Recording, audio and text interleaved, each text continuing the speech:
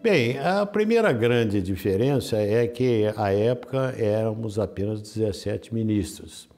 Estávamos vivendo uma nova fase da Justiça do Trabalho, porque, ao final de 1999, foi extinta a representação de classe, que era os classistas. 5 representavam empregadores, 5 representavam empregados. E foi extinto porque se viu que não era adequada a corte ser composta por juízes leigos. Então, o tribunal, que era de 27, ficou com 17 ministros. Houve um certo acúmulo de serviço e agravado com as instalações do Tribunal Superior eram muito precárias, tanto que nós funcionávamos, além do prédio antigo, sede do Tribunal Superior do Trabalho, que era desde que foi instalada a nova República, a nova capital da República. Ainda estávamos naquela sede originária, mas funcionávamos ainda mais em 2 prédios alugados em lugares distantes que serviam para depósito, e quando precisava retirar um processo tinha que ir lá, voltar para cá, havia essa dificuldade.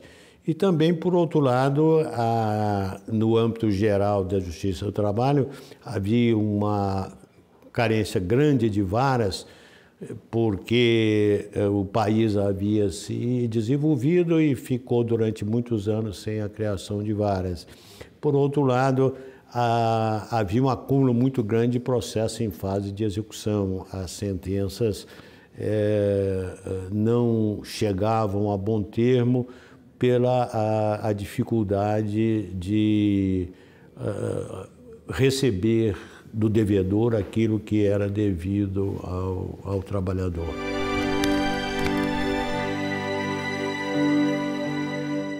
Uma das providências que foram mais imediatas foram a criação de varas.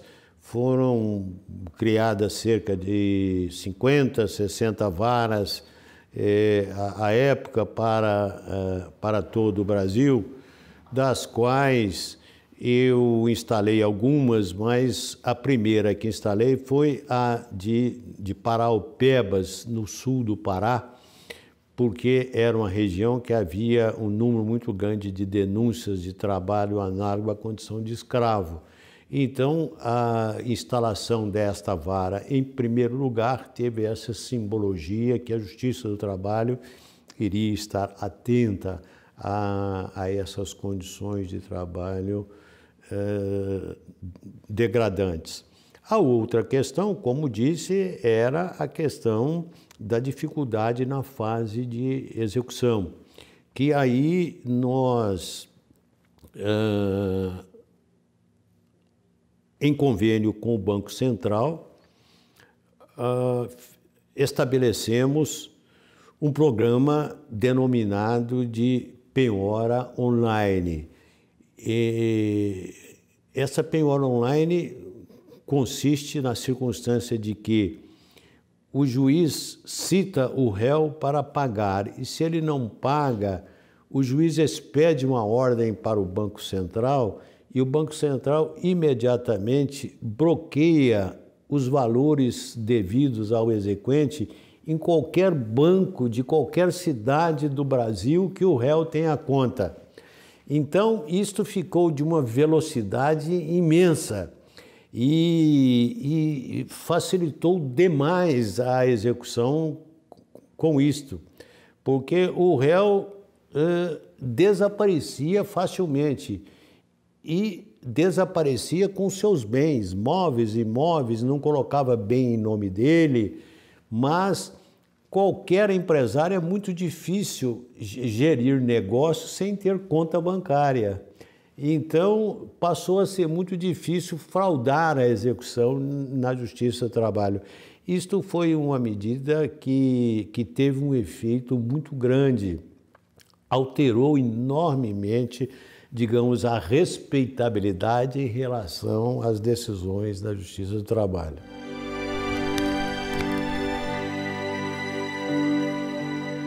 Bem, o que houve assim de máxima importância na minha gestão é que, coincidentemente, entrou em vigor, em 1º de janeiro de 2005, a emenda da Constituição da reforma do Judiciário, que trouxe inúmeras novidades de enorme importância. Em primeiro lugar, a ampliação da competência da Justiça do Trabalho para muitos tipos de ações que até então não tínhamos, né? Em vez de dizer que era de nossa competência apenas os dissídios entre empregado e empregador, passou a dizer que eram os dissídios decorrentes da relação de trabalho, o que por si só já seria de uma amplitude muito maior. Mas especificou, inclusive, alguns tipos de ações, por exemplo, os chamados litígios sindicais, que era litígio entre sindicato de empregado e de empregador, ou mesmo os litígios entre o sindicato de empregado contra outro sindicato de empregado, que cada um pretendendo ter o poder de representação de determinada categoria, ou mesmo de sindicato de empregador contra sindicato de empregador. Então, isto que antes era a competência da Justiça Federal passou a competência da Justiça do Trabalho, e também as ações relativas a dano moral, que foi de uma importância muito grande no combate ao trabalho precário, o trabalho inseguro, porque antes não havia muita repercussão nas ações de indenização por acidente do trabalho. Com a criação das ações de dano moral, então pôde a Justiça do Trabalho impor sanções expressivas aos empregadores para que eles passassem a cuidar melhor das condições de segurança. Não só condições de segurança, mas como também relativamente ao trabalho escravo. Além disso, passou a nossa competência os chamados executivos fiscais, daquelas multas aplicadas pelos auditores fiscais aos empregadores, passaram a ser de competência da Justiça do Trabalho executar essas multas. Mas isto foi um lado, mas houve outros aspectos também de grande relevância, como, por exemplo, foi criada por essa emenda da reforma do Judiciário o Conselho Superior da Justiça do Trabalho. E nós tínhamos 6 meses para implantar. Estava constando expressamente da emenda que o Tribunal Superior do Trabalho deveria implantar esse conselho em 6 meses. Então, nós tivemos que fazer a regulamentação, porque aquilo tudo era novo, não existia nada, não é? E fazer a composição e todas as regras, e foi instalado efetivamente 6 meses, o que foi de grande importância, porque a partir daí o Conselho Superior da Justiça do Trabalho teve como organizar a Justiça do Trabalho de todo o país como um todo, que até então ele não tinha esse poder organizacional, porque cada tribunal entendia que tinha a sua independência. Aí, com o Conselho da Justiça Superior da Justiça do Trabalho, houve essa questão. Eu me lembro, por exemplo, quando ocorreu aquele problema do Tribunal, da construção do prédio do Tribunal de São Paulo, do chamado juiz Lalau, que ficou famoso, que houve desvio de verba, e nós fomos conversar com o presidente do Senado, porque havia até um movimento de extinção da Justiça do Trabalho, extinção do Tribunal Superior do Trabalho, e nós fomos conversar com o presidente do Senado para explicar a importância da Justiça do Trabalho no país e tal. E ele disse, mas e aquela questão do juiz Lalau? E aí nós dissemos, bem, mas nós não tínhamos competência para a ingerência lá no Tribunal de São Paulo. Nós não podíamos intervir. Ele disse para nós, mas deveria ter intervido assim mesmo. Nós saímos com um carão de lá e por isso ficamos muito satisfeitos quando foi criado o Conselho Superior de Justiça e Trabalho, e aí nós tivemos essa competência legal, esse poder.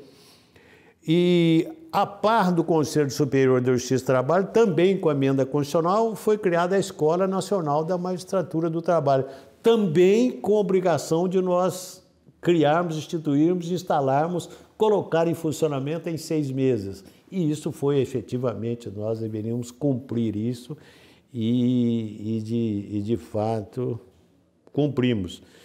Por outro lado, a emenda constitucional voltou à antiga e original composição do TST de 27 ministros. Então, criou o cargo de mais 10 ministros. Ainda na minha gestão, nós demos posse a 4 ministros, inclusive a ministra Rosa, que depois foi para o Supremo,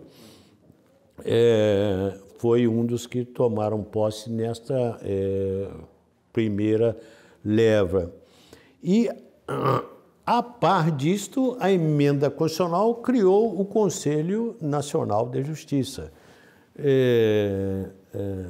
E nós entendemos que era um órgão tão importante que quem deveria representar o Tribunal Superior junto ao Conselho seria o próprio presidente do Tribunal. Então, nós fomos, como éramos o presidente na época, fomos compor o Conselho Nacional de Justiça, o presidente do Supremo, ministro Jobim, e nós também participamos ali desta fase inicial, originária do Conselho Nacional de Justiça, que foi a formulação de um regimento interno, os procedimentos, que tipo de ação que cabia, que tipo de recurso, etc. Então, foi um ano muito dinâmico, mas somando a tudo isto, havia a construção do prédio do Tribunal Superior do Trabalho, do novo prédio, das instalações novas, que é onde hoje ele está instalado, que a obra já vinha em construção há 10 anos, que se iniciou com o ministro Orlando Teixeira da Costa, por volta de 2002, 2003, e até então só estava com 60% da obra construída. Mas tivemos a felicidade de termos verbas suficientes e acabamos por terminar a obra no final de 2005 e no dia 1º de fevereiro de 2006 nós fizemos a sessão de abertura do ano judiciário do trabalho já no novo prédio, né? Inauguração, instalação do tribunal, que foi uma sessão histórica com a presença do presidente da República e de vários ministros do Supremo Tribunal Federal, várias autoridades e de juízes do Brasil inteiro que, como disse na minha fala, aquela passava a ser a nova casa da Justiça do Trabalho no país. Tanto que hoje lá, por exemplo, funciona o Conselho de Presidentes de Tribunais Regionais do Trabalho e corregedores, né, tem lá as suas instalações para que eles possam melhor funcionar. Funciona muito bem a Escola da Magistratura, muito bem instalado, o Conselho Superior da Justiça do Trabalho. Tem uma sala especial para os dissídios coletivos e com salas ao lado para que as partes possam se levantar, os representantes dos empregados ir para um ambiente particular e os representantes dos empregadores para ir para outro ambiente. Muitas vezes se suspende a sessão para que eles possam discutir ali entre si as possibilidades de acordo, algumas questões e tal. Então, em relação àquelas instalações precárias que tínhamos, foi um grande avanço para a Justiça do Trabalho. A Justiça do Trabalho, a partir de então, passou a ter outra respeitabilidade no país, uma consideração muito maior por parte da sociedade.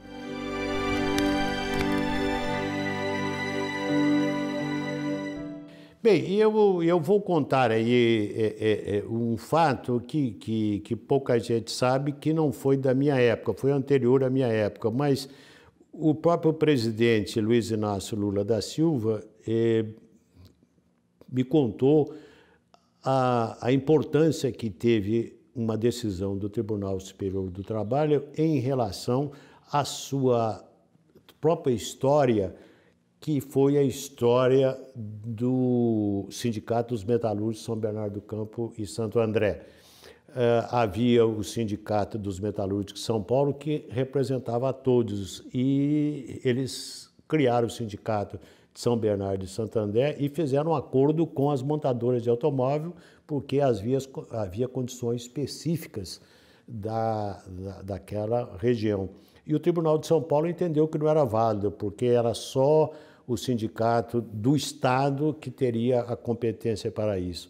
Eles interpuseram recurso para o Tribunal Superior do Trabalho, e o Tribunal Superior do Trabalho reconheceu a validade do acordo coletivo do Sindicato de São Bernardo de Santo André. A partir daí é que ele passou a existir oficialmente, né? E então foi aquela época em que passou a haver, digamos, a abertura política no país, com as primeiras manifestações de greve, de reivindicações. Esta é uma decisão histórica que eu mesmo não sabia. Há uma outra decisão que eu participei logo da minha chegada e que eu fiquei muito assustado como ministro novo, que os petroleiros entraram em greve e ficou tudo parado no país em termos de combustível e gás. Chegou a um ponto que nem a dona de casa tinha gás para o seu uso normal. E então o Tribunal Superior julgou a greve abusiva, e eles não pararam. O tribunal se reuniu novamente, aplicou uma multa muito forte, e aí então que houve a suspensão da greve. Foi um momento assim de muita tensão. Agora, de um modo mais amplo, houve decisões de extrema importância da Justiça do Trabalho na época em relação aos planos econômicos. O plano Bresser, o plano Collor, porque cada um desses planos sempre retirava do empregado algum direito na renovação do acordo coletivo, das novas condições de trabalho, dos novos salários, porque a inflação era muito alta e corroía fortemente o poder aquisitivo dos salários. Então, sempre o Tribunal Superior estava atento para não permitir a degradação dos salários. Então, nesta época, houve muitas decisões muito importantes que não agradavam ao governo, não é? Porque o governo estava tentando implantar aquele plano, dizia que o Tribunal Superior do Trabalho estava solapando, mas nós não podíamos permitir que a implantação do plano se desse às custas dos trabalhadores. Então, houve decisões muito importantes à época relativamente aos denominados planos econômicos. Já na minha época, mais recentemente, em termos de uma decisão que muito me marcou, foi um caso relativamente também ao Sindicato dos Metalúrgicos de São Paulo e Santo André, mas isso agora muito mais recente. Eles haviam feito um acordo lá pelo ano de 2000, que havia uma crise econômica grande, em que o presidente do sindicato, que hoje é o prefeito de São Bernardo, foi até a Alemanha e conversou com o próprio presidente da Mercedes e conseguiram fazer um acordo para que não houvesse a despedida dos trabalhadores, dando uma garantia de emprego por 5 anos. E com a redução de 1 hora de trabalho e também 1 hora de salário. E como havia essa redução de salário, os empregados pediram aos trabalhadores: olha, você podia pagar a verba da participação nos lucros, que a lei manda que paga em 2 vezes por ano, podia nos pagar a cada mês, né, parcelada a cada mês, porque isso minorava a nossa dificuldade da diminuição do ganho. Então foi feito um acordo coletivo nesse sentido. Depois, passados anos, alguns trabalhadores vão ao juiz e dizem: olha, não é válido aquele acordo, porque a lei diz que devia pagar 2 vezes por ano e eles nos pagaram mensalmente e tal. E alguns juízes estavam entendendo: como a lei diz, temos que respeitar. Disse: não, é um acordo coletivo, histórico, muito importante, isso beneficiou a todos os trabalhadores. Não é pelo fato de ter pago mensalmente que pudesse justificar, anular a cláusula do acordo coletivo, etc. E aí algumas pessoas disseram: não, mas o próprio sindicato parece que não está ligando, e eu me incomodei com aquilo e chamei o Feijó, que era um sindicalista antigo, histórico, que eu conhecia da época, que ocupou até um cargo junto à presidência da República. Eu disse: ô Feijó, que história é essa? Que o sindicato não está importando com esse? Não, isso não é verdade. Tal. Ligou para o presidente do sindicato na minha frente. Aí o presidente do sindicato: não, mas isso não é verdade mesmo, nós achamos que tem que ser respeitado o acordo que o sindicato fez e tal. Aí falou: você podia mandar uma carta ao ministro Vantuil. Na época eu era o decano. E o decano tem certas regalias. E talvez nem tivesse feito, mas chegou lá na sessão em que foi se decidir isso, eu li a carta do presidente do sindicato dos metalúrgicos, contando toda a história, como é que tudo se deu. E creio que isso teve uma influência nos outros ministros e acabou sendo vencedor a tese de que deveria se respeitar o acordo coletivo. E talvez isso tenha até modificado um pouco o pensamento que muitas vezes há que se respeitar aquilo que foi livremente negociado, naturalmente, quando o sindicato é representativo da categoria. Esta é talvez uma decisão mais recentemente que mais tenha me marcado como ministro.